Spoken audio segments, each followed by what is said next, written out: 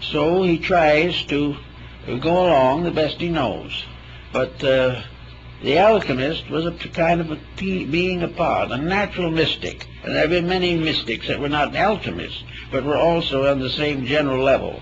There is a part of society, it's a small part, unfortunately, that has discovered within itself the need for growth, the need to become more, that there are certain nagging questions that we need to answer in order to live well now.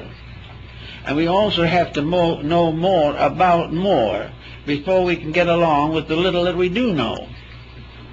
Gradually, we have to increase in all these values in order to make life in this world suitable to us. We have to try and find the answers to war and corruption. We realize that as we are now, even though we may never be in a war ourselves, we are in a war and conflict with our neighbors and our families and within the biological structure of our own bodies. Therefore, something has to be done to arbitrate these things. So the way of arbitration is a slow process of discipline, by means of which we ascend through the three personality factors of our lives and come into harmony with the fourth level, which in the ancient astronomy was the level of the sun, the fourth orbit. Then we have to take the body and the psychic, or the soul, and wed them in what the alchemists call the marriage of the sun and moon. All of these things are interesting experiences and philosophical thoughts, but out of them come certain simple things. Alchemy is nothing more or less than a dedicated effort to find out where we came from, why we're here, and where we're going. It is also a science by which all sciences built in selfishness can be rededicated to the common good of humanity. It is a way of applying all that we know to all of the problems that we must solve. Gradually, step by step, we become more knowing, more useful, and more helpful. And we become better citizens here, and whether we realize it or not, we're better citizens of eternity. So the alchemical symbolism is a lovely metaphysics. It is a gracious and beautiful approach to one of the great problems of daily existence.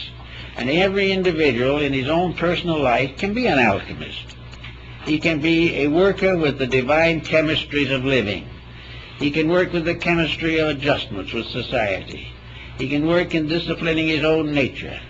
He can develop integrities and kindliness and gradually transmute his life from a self-centered effort to succeed into a soul-centered effort to serve the great cause of life. As these changes take place within himself, he will find that he is gradually being transmuted.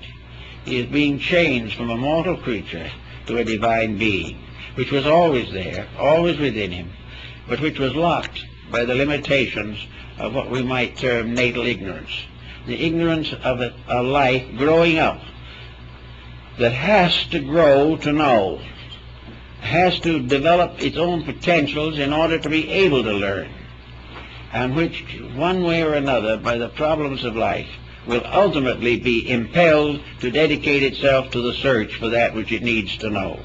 If we put all these things together and work them out, we will be, I think, good alchemists, good mystics, good Christians, and good followers of the great ethical principles of the world. I'll thank you very much.